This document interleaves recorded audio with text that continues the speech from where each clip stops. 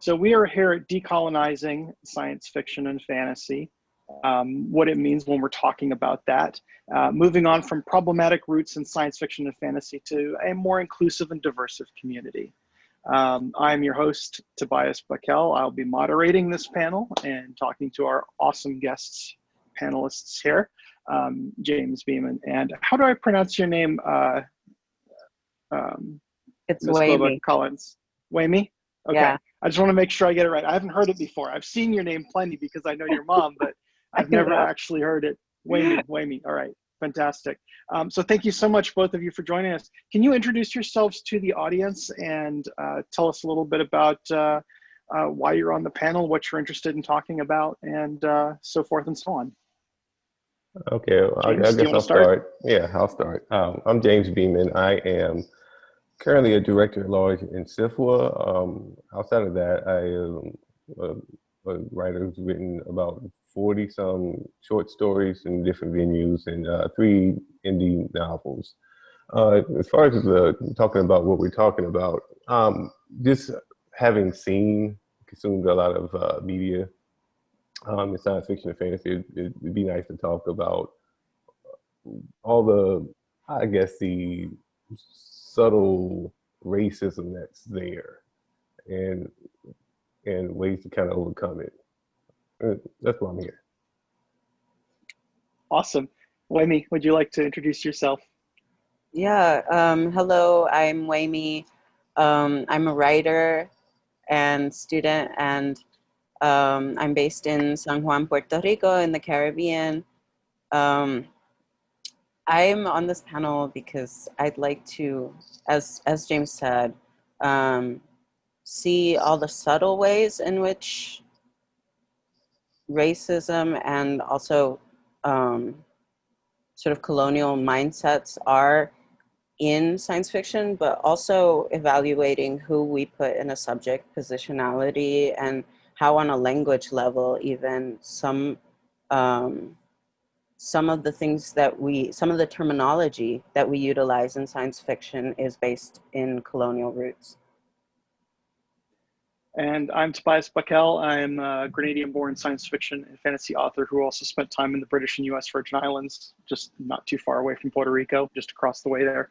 I've written 15 or so novels and 120 or so short stories that I've been lucky enough to see published in various venues.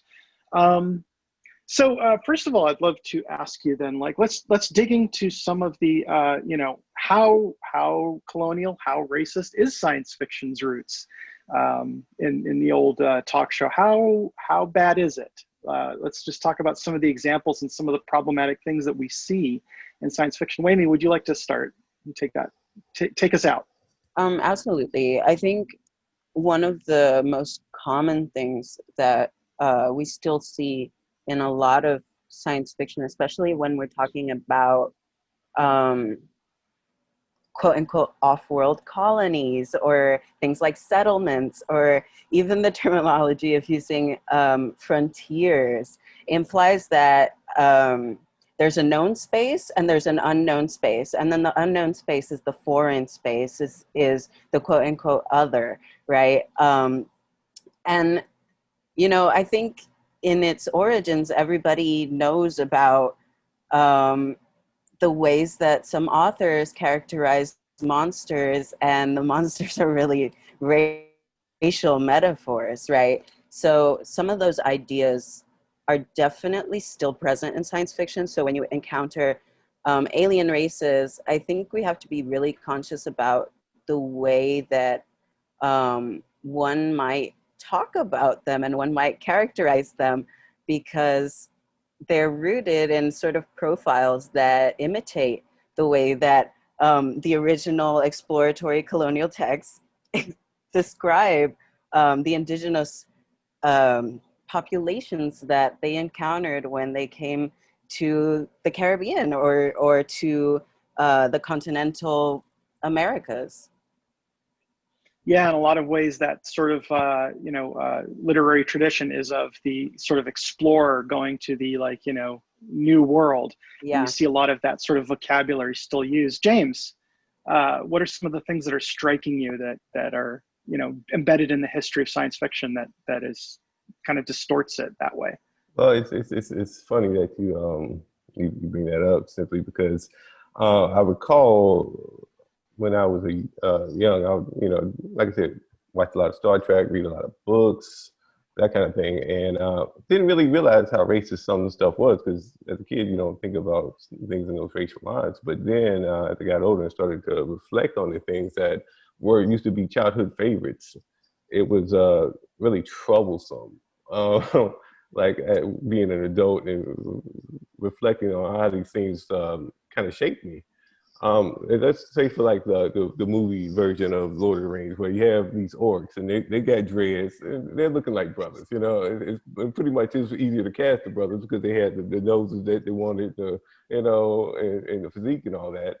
And I'm like, oh man. And so it kind of confirmed what I was reading. I'm like, okay, these things aren't really, and the thing is that I have to kind of identify with people that look like me and, in that sense. So I'm like, okay, this is saying what? Just like the Klingons, they were like, mad aggressive, most of them were brothers too, it's like, so. They often always used black actors for the Klingons so frequently. Yeah, because you don't have to like change the skin tone or anything like that. It's easier on the makeup, budget. But it was one of those things where I'm like, okay, well, why do brothers usually got to be like, feral or savage or aggressive and angry, and yeah, and that kind of thing persisted into well into my like early days of writing, right? Where because I took an early like interest in like orcs and that kind of thing, I was writing like a comedic short stories with an orc, and he was getting it over on the elves. He's basically outsmarting them, and like the writing circle in which I like kind of submitted these stories to was like, an orc could never do that, And I'm like, so it was one of the things like the racist kind of attitudes like were kind of allowed with different races in fantasy, and that kind of racial like ideology kind of persists in people's minds. And that's what I find problematic, because if this race of people, this fantasy race of people can be related to a real race of people, and you think this fantasy race of people are dumb and savage and stuff, then how much of that connotation carries over to that real race? I mean, one of the things that fascinates me is in science fiction and fantasy, there's this sort of obsession with races as part of world building, right? These sort of like really solid silos that like, this race of people are healers and they have this, and these attributes. Yeah. This sort of very reductive kind of like tagging of what a whole people are. I don't know if any of you have noticed that, but it kind of leaps out at me. That quite often we don't do this. We don't afford, like even when we're playing Dungeons and Dragons, a wide variety of personality and difference and individual growth within just even those categories that we come up with. I was thinking about when you said the dreads. I was always like, the Predator was always just sort of like, he had those awesome dreadlocks, and that was like so like, wonderfully Caribbean, and yet like that's the killing machine from outer space, right? Mm-hmm. Like dreadlocks as a thing of fear. That really hit me. James, I'm curious to ask you. You were talking about this moment where you went from taking in that entertainment uncritically, and then hitting a point where you start to analyze it. And for both of you, like, did you have a moment where you kind of that you can think back to where you began to interrogate that? Because I'm thinking of Chimamanda Adichie's The Myth of the Single Narrative, which is this fantastic TED presentation where she talks about the fact that as a Nigerian author, I think she was Nigerian, she wanted to be a literary author, and she was writing all these sort of like suburban housewives having high tea in London for many, many, many years, because that's what she read about, and it was so part of her environment, the books that were given to her so much. And there's this moment where she suddenly realizes that, like, well, all the things, I'm Nigerian. Why am I writing about people having high tea? Like, I want to write about, you know, this and this and this. And that kind of was a kind of scales from the moment eyes. Have you had anything like that? Did you notice kind of that kind of a transition like that, James? And then Wayme. I can't say I was specifically cognizant of when and where the transition kind of happened, but it became something where it's much more glaring in, say, older movies and books and stuff like that. So you can literally see, like, people in the black and whites talking about hot tots or something like that, and it's like, okay, you know. So that's the stuff where it's like, oh no, you know, that was like before, we're better now, type of thing. But as I don't know, as you get older and you start consuming other stuff, not just science fiction and fantasy, and you know, learn several different words for what people call you. Then when you go back and look at the stuff that you used to enjoy with a kind of like a way to kind of go back to that kind of comfort food, then you notice that your comfort food should have made you uncomfortable, and you just weren't aware of it because you didn't have that same kind of focus. So yeah, that's really it. I don't know exactly when, but I've reread some things. I'm like, wow. You feel bad because you liked it, you know, but you didn't know, and so it's weird. Yeah. You kind of have to almost give your past self like forgiveness, you know, for not noticing it, and also like deal with it in the present. Wayme, have you had kind of a process like this where you kind of noticed this? I mean, I think I was definitely raised in a sort of really conscious household. So yeah. My mom has always been like, you know, this is problematic, and I'm going to analyze why it's problematic, and then you're going to listen to why it's problematic. And that was kind of the environment that I was raised in. But definitely, I do think that there was one moment where it shifted from like, okay, I'm listening to why you think it's problematic, and then realizing myself, this is why I don't relate to this. And it happened to me super early, definitely because of the environment I was raised in. But one very, very memorable moment was like when Avatar by James Cameron came out. I remember that all of my classmates were like, wow, this movie is amazing. I love the visuals of it. I love the storyline of it. But then I remember watching it and, of course, thinking this movie is really long. And two, thinking, you know, this is another white savior movie, and the indigenous man is like the villain or the competition, and there's like the noble savage trope. And I just started noticing all of these things about this film, and I really came out of it not liking it. And I was about 9 or 10 or something, or maybe 11, I don't know. I was really young, and I remember that was one very clear start moment for me, where I realized that I was noticing things about the media that I was consuming that didn't necessarily concord with the things that my peers were noticing about it and how they felt about it. Yeah, we called it Dances with Smurfs. Yes. Right. Yeah. We have a question here from. I absolutely. I see the questions, and I think like we'll just go ahead and do the traditional start answering the questions at 2:30, if that's okay with the both of you. So we'll just let the audience ask your questions. They'll stack up in the Q&A thing, which I see it right in the upper left-hand corner of my monitor, and then I will start hitting those questions right at 2:30. Yeah, I mean, and one of the things is it's kind of scary to walk away from the texts that you love. I know there's often this total fear out in the general reading public when you start to dissect something that is much loved, and people sort of get angry about that. How did you react to that emotionally? How do you re-encounter those texts that you loved, that were foundational to you when you were younger, that you enjoyed, that you now come back to with this really new kind of viewpoint? Can you talk about what you need to do in order to sort of like look at that stuff critically while also, you know, still recognizing that you liked it? Wayme, do you want to start us off on that?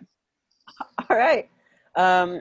Definitely one of the things that I have to do, and this is something that I just do generally speaking with contemporary writers, with any writer that I read, you have to pick up a text knowing that there is the potential, like it's potentially an experience where you'll walk away taking some things and leaving some things behind. And knowing that your subjectivity is always going to come into play when you're reading a text. And I've had many experiences where I may love the way the author's using the prose. I may love some of the characters, but some of the elements in the story alienate me so, so much. And what I have to do is be aware of, okay, thinking critically, what is this text doing that I, as a marginalized person, cannot accept or cannot click with or really need to discard for my own well-being? And then think as a writer, what can I benefit from this? How can I take some of the elements and utilize them? And I think that's just, like, I think everybody operates this way, regardless of being a minority or not, but it's a bit more difficult, I would say, when you see yourself demonized in the text and have to fight with the idea, okay, I'm not represented very well here, but I should use this as a learning experience. Should I not? Should I just look for people that are within my own identity to gain that learning experience from them instead?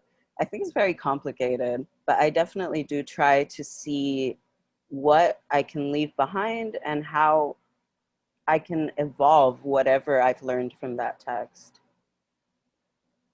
Thank you. Wow. Yeah, that's great. That makes me think of Bruce Lee, take something, like study it, take the stuff that resonates with you, leave the stuff that is harmful to you, and then add something of your own. Yeah. Right. Like that's a very like masterful way of approaching that. James.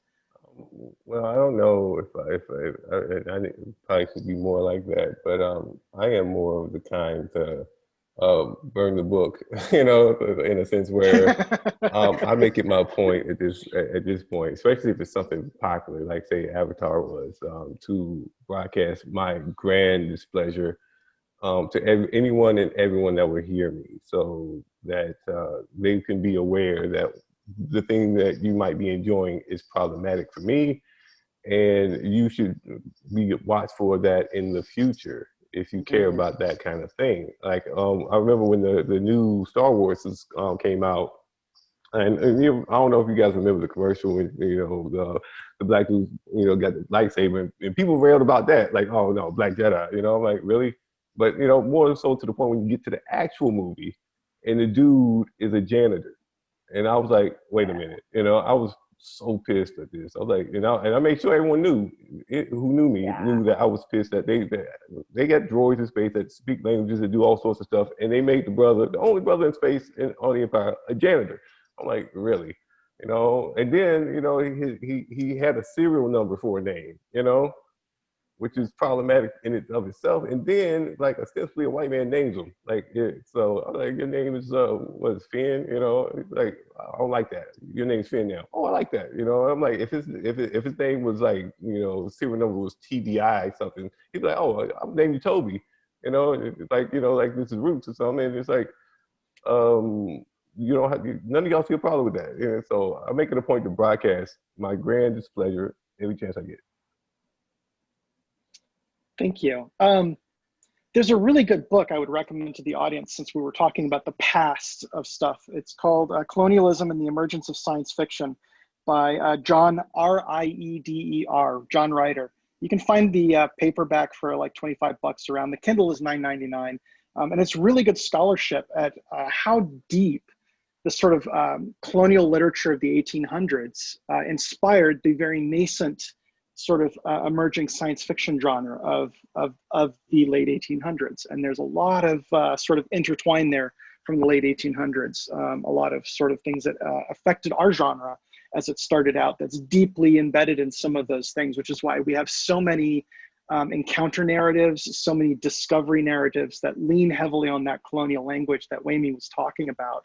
And the name of the book again is, I will read that since someone in the comments is asking, Colonialism and the Emergence of Science Fiction. And it's by a gentleman by the name of John, John, Reeder, Rieder.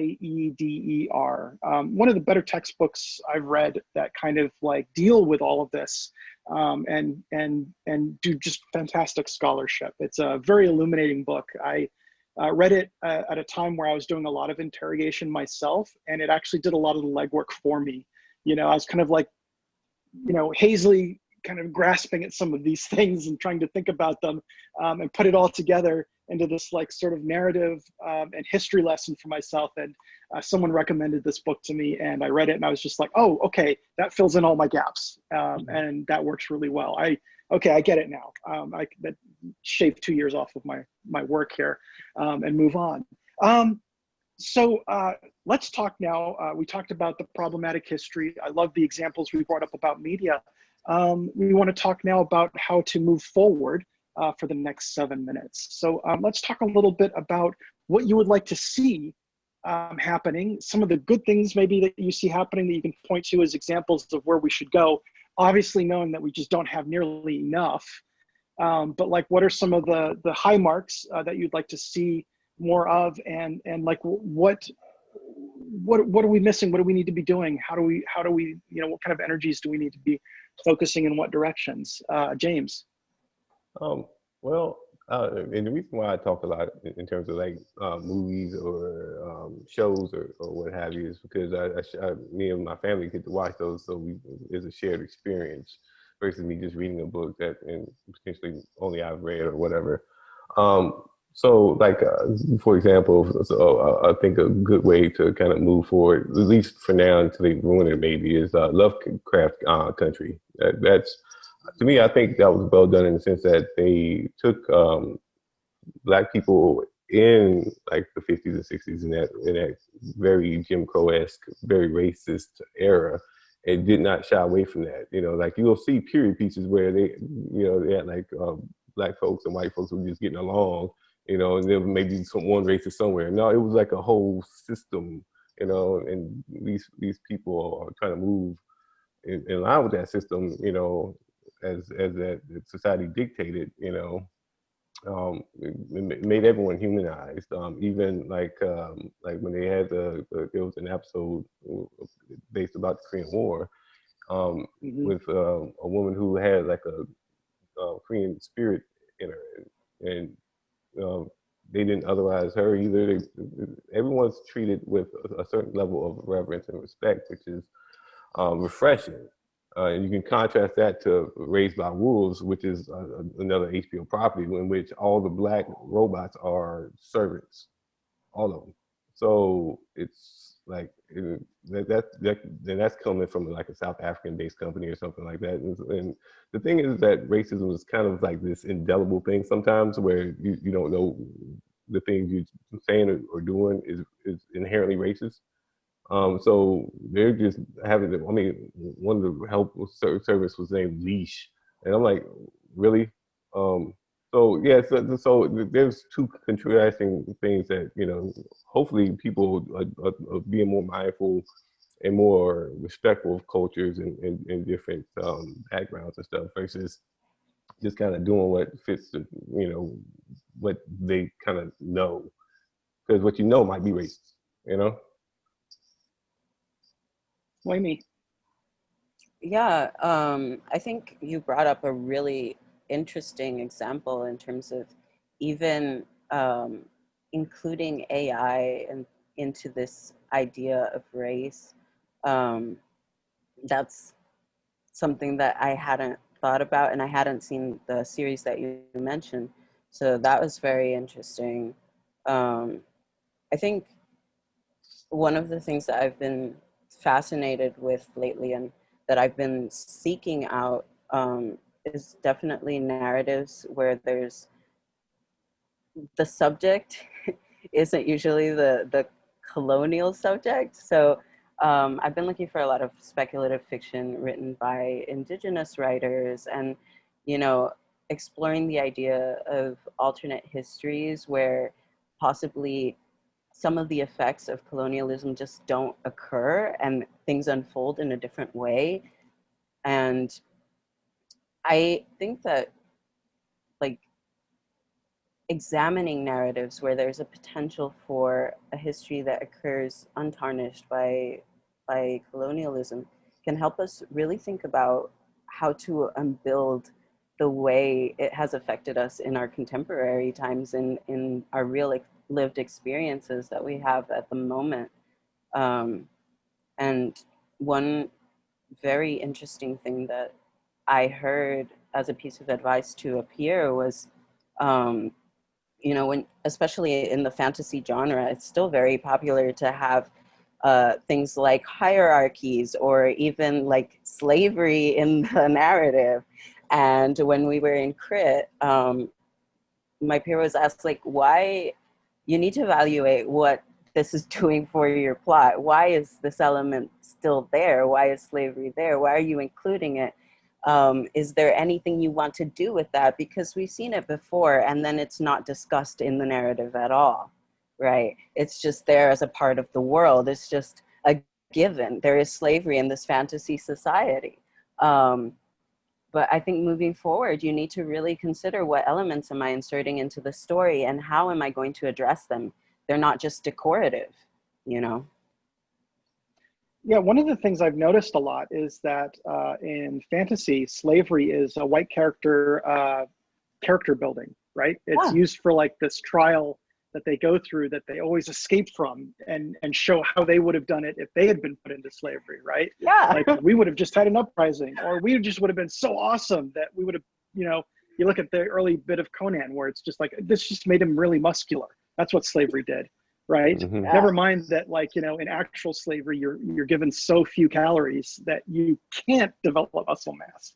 Yeah. Like, you know, the scholarship, one of my fellow country people did in Grenada, basically looked at the caloric intake of enslaved peoples in Grenada during the, you know, 1700s to mid 1800s, just to say that this is, I mean, these are the limits of what you can do as a person when you don't have enough calories to sort of exist, right? And you have to, you know, use, not just be enslaved and fed a certain ration, but you have to grow your own vegetables in the backyard, or you're not going to have enough vitamins to just sort of develop bone growth, right?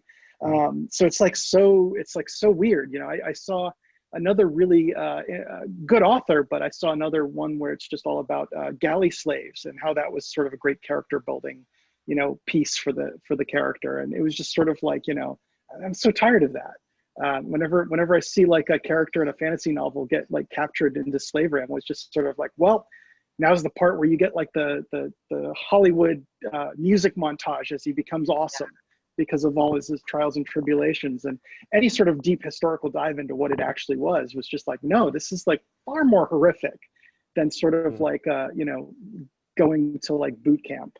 A lot of stuff we could keep covering, but we should get to the questions. I just also want to say, you talked about alt history and representation. I really enjoyed Watchmen.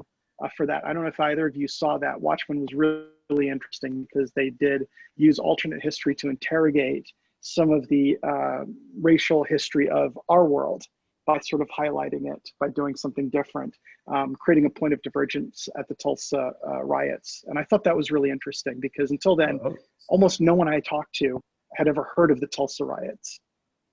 I'm definitely going to check it out. James. Said that I haven't been checking it. So I'm gonna definitely check it out based on what you just said. Oh, I'd be interested in seeing what you think. I'd be interested to see what you think. The very opening of it starts with a really high budget dramatization of the Tulsa, you know, massacre, basically, where all of the white townsmen basically destroyed Black Wall Street. And like I've known about that for many years, but it's just all of a sudden was on everybody's lips, right? You know, like I didn't even know that was a thing. So it's just like, wow, okay. By showing, you know, those things, it really had a huge impact, as well as how society reacted to it. And lastly, I could do a whole panel on the problematic thing about the history of robots and their depictions in science fiction in terms of the West's issues with slavery. So thank you for bringing that up. There's a whole thing there. And lastly, for a book recommendation, Everfair by Nisi Shawl. Have you read that, Wayme? Not yet, but I do have Okay. the anthology that she recently released. So that was really good. Yeah. Everfair is an alternate history about the Belgian Congo, right? Which is like one of the greatest and most horrific periods of sort of Western, abuse and oppression in Africa. And it's a very powerful novel about sort of an alternate direction of all of that, King Leopold and that relationship there. So yeah, we have some questions from the audience, and feel free to throw those into the chat now, and I'll start asking those of our panelists. The first question, Shannon Icorn asks, should science fiction move away from writing about encounters with the other? James, do you want to take us out on that? I don't think that science fiction necessarily has to move away from encounters with the other, especially since, there's all sorts of exploration to be had with that in terms of actual like alien races or and what have you. The thing is that it's always kind of addressed, like Wayne said, from like this kind of manifest destiny, colonialism type of approach where, they go out to either solve their problems white savior style or subdue them or something like that. And that is old hat and very backward, I think. It's one of those things where I've seen a bunch of either first contact or second or like early contact type of stories where like, the other races aren't just a monolith of like culture. Like they all are either savage or they're all like, wear hats or something, something dumb. But they're just like, humanity. There's a range within that alien race, and you can have all sorts of cool and different type of approaches to it. But yeah, it's one of the things that it requires a little bit of out of the box thinking and a very respectful approach to building a whole different, alien like culture and several cultures within that culture from the ground up. Yeah, absolutely. Sorry. No, go ahead, Wayme. I was just agreeing out loud.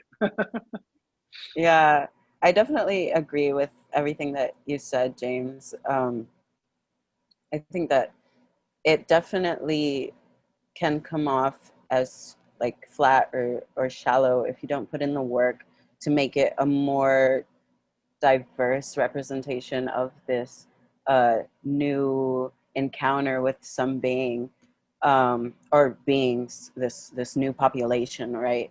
But I'd also like to consider like when you have all of these narratives of encounters, who is put in the subject position? Maybe you could reformulate who is considered as the other, and why can't this traditionally alienated voice be in the protagonist position? It might be interesting to flip the script and make what we think or conceptualize as the norm or the standard, the suddenly alien thing. Make the mundane weird, I guess. I'm thinking in terms of what James was saying, Ted Chiang's, the story of your life, and turned into a movie called Arrival, which is a great encounter with the other that is not about, just sort of a simplistic reduction of race. And of course, no surprise, Ted Chiang is a person of color, so that wouldn't be something I would expect him to reach for. But it's a great example of how you can sort of explore the human condition and who we are and things about that, while also giving us a really alien kind of, experience. I was thinking that one story they made a meet, I think that's what it's called, where the aliens are like reporting back, like, oh, I met these people that made a meet. It's weird, and that was hilarious. Someone asked, it seems classes within modern economic systems make it difficult to create equality and diversity. If yes, what stories show outside the box economies that might avoid the negative aspects of colonialism and capitalism? Hmm. That's heavy. That's big. That's a whole panel. But you know, in 3 minutes, let's try and tackle that. Wayne. All right.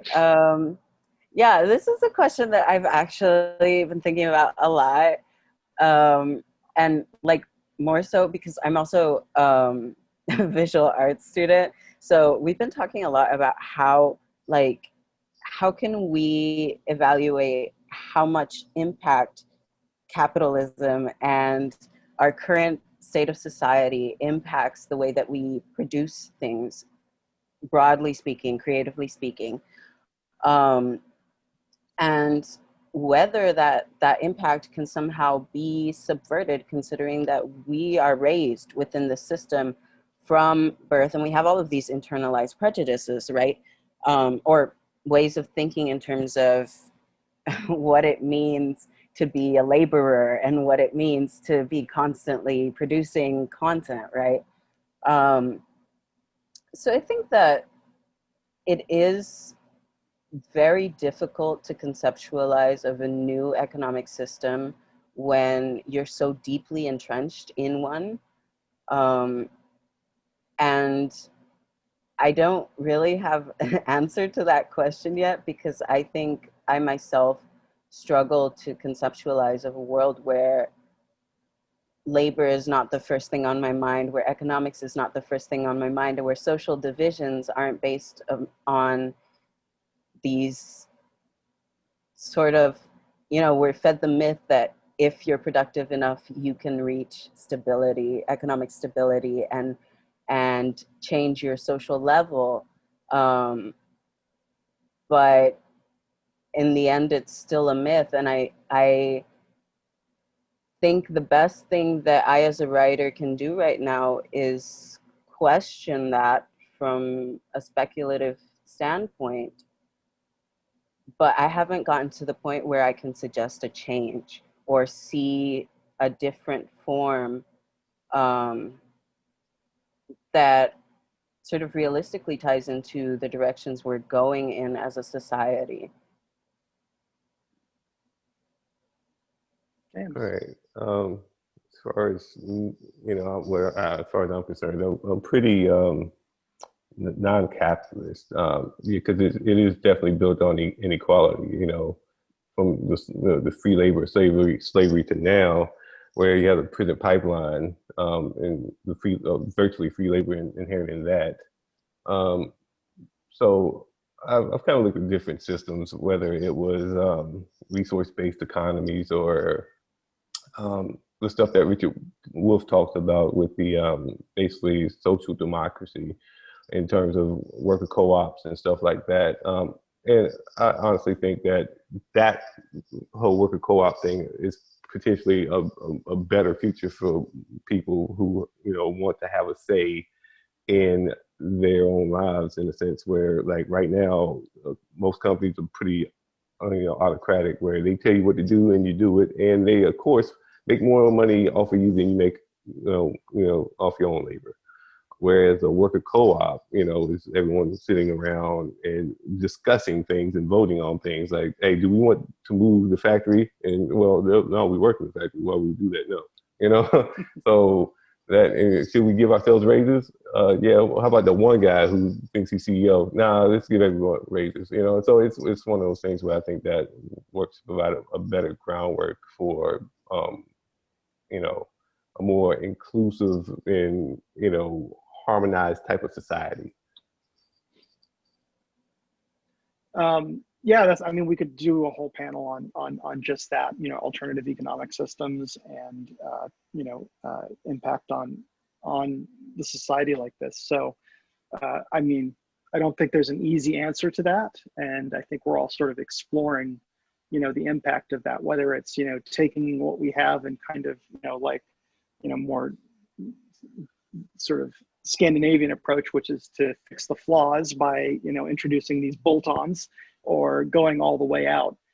Personally, like having been from a country that had a revolution and it didn't work out so well, I'm definitely a little bit more of a gradualist than most. because of that. But that's partly of my own bias of history of the area I came from. But I think it's really important that no matter what you're interested in, that you are exposed to all kinds of other ideas. Like, for example, you're talking about worker-owned co-ops. I'm a huge believer in worker-owned co-ops because I always was taught when I was younger that they were inefficient and fell apart due to, everyone having to make decisions and wanting, all the money with none of the work. But it turns out that worker-owned co-ops are like actually way more effective for the most part, from all the economic studies done of them, than like really large sort of autocratic, ossified institutions that are corporations. And it really blew my mind once when I was talking to someone who said, what you just said, James, which is just that, like, if you think about it, like, we have democracy all over this country, right, in theory, but like the moment you enter your workplace, which is where you spend most of your day, you live in a fundamentally feudal society, right? Where there's a CEO who tells you what to do. It's completely like monarchist, right? You don't get to vote on what the company does. You have no say in what the company does. You're just ordered around. And so basically, for most people, their lives are autocratic. Even though they live in supposedly a free country, they have no sort of daily freedom as such, right? And that has a huge impact on what people think they can do, what they think is possible, and what kind of control they have on the world around them that they perceive, right? It alters all of your perceptions. And so that's really important to kind of like study these other things, because it kind of opens up possibilities and things to try. There's like an entire town in Spain that's run on a co-op model. All these little businesses are co-ops, and the whole town's a co-op. And they produce like a ton of stuff. They're like a major, they're a well-known major industrial area because of the fact that co-ops work. Yeah. Because if the company does well, you get a cut. And in fact, if you look at some of the early success of Walmart, a lot of the early employees were given huge stock buy-in bonuses because they couldn't really afford upfront money. And that caused them to have buy-in to the company, which created a lot more work, and a lot of early employees who were just like cash register people retired very well off. It's not done anymore, of course, because after the original Walton, all the other Waltons have been like, screw this, we want all of it. And now it's just an autocratic institution. But it started out as almost like a worker-owned co-op, which I found really fascinating. We've got time for a couple more questions, and the audience is being really shy. So I would like to see some more questions. Yeah, want to hear more from the panelists on these topics. Absolutely. I'm getting yelled at for talking too much as a moderator, which I've tried not to do. So fair enough. The audience would like to hear you talk more about this. I just assumed that, we answered all their questions because we were so awesome about it. But, I don't know. I just have a way of really looking at the media, the really popular shows, because those are the ones that are talked about. Those are the ones that kind of live on past the show, So that's why I'm highly critical of that kind of thing. So like Game of Thrones, people loved it, up until the last season, of course. But the whole time, me and my wife watching, and we're like, she's, as critical as I am, she's like, why all the black men eunuchs, And I'm like, it's one of those things where it's like, it's always a fear of the black penis or something, I don't know what that is. Or the I guess the brown folks are just riding horses and, scared of water and stuff like that. So, it's one of those things where, like, trying to deconstruct what we see, it's almost hard to find a palatable show where it's like, across the board, no real problems, because racism kind of lives in this stuff, and it moves in that way where it's understated and not explicitly defined. And a lot of people don't know that that stuff is there until they stop and think about it, because it's just common parlance. We have a couple more questions popped up. I'm sorry, Wayne. and I think this is a good one if we can address it really quickly, and 3 minutes isn't a long time, but what steps and resources can you recommend to writers wanting to decolonize their own writing? I think definitely hitting the history books, and getting informed about specific ways in which colonialism operated, and was spread and was propagated, and the different violences inherent into it, because I think we might trivialize colonialism as something from a bygone era instead of something that still has contemporary repercussions, right?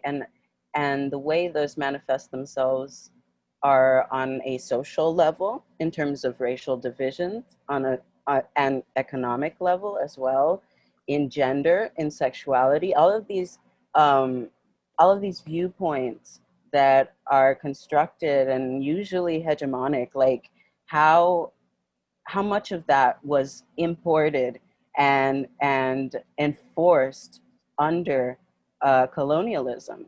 And once you start questioning that, you open yourself up to different possibilities in terms of how race could be conceptualized. If it's necessary to your world, then how could it be conceptualized? And sexuality, how does that open up the floodgates? Gender, does it need to be a binary? All of these things start to unfold and start to be questioned once you tackle colonialism.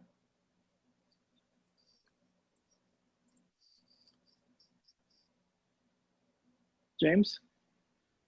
Well, I mean, I don't know. Maybe I got distracted here because someone asked where to find our work, so I'll put a link up. So what exactly is the question? What are some ways you can recommend to decolonize steps that they can take? Okay. Honestly, to me, it was just a matter of like life experience and critical thinking, because I used to not be this way. It just took a lot of me looking at why something was happening. Like always perpetually asking myself why. I don't really have a resource. There's no one book or thing that I've read that was like, oh, it was one of those things where the more you know, the more you can actually see what's going on, type of thing. And that definitely comes from like learning more about history. The stuff they don't teach you in school, like like the Negro teeth in George Washington's mouth, or the fact that the first cowboys were black, which is why they're called cowboys. I had to tell somebody at work that, because they're like, why are they called boys? I'm like, well, it's slavery. So and that's the thing. Or like the real McCoy, it comes from a black man named Elijah McCoy who made train parts that was so good that they swore by him. Like this, you have to get the real McCoy if you really want a quality product. So I mean, just small things like that, where like the more you know about history, the more you're able to look at what you see now. Like that Game of Thrones reference with the eunuchs, it's like there's always been this kind of fascination with black sexuality, or the absence of it, where the men have to be eunuchs, and there's a history behind it. But when you see it, you say, okay, they're doing that same stuff, All right. Thank you so much for all of your wonderful observations and this panel. A round of applause for you both. Thank you for moderating. Thanks. Not a problem. Appreciate it. Not a problem.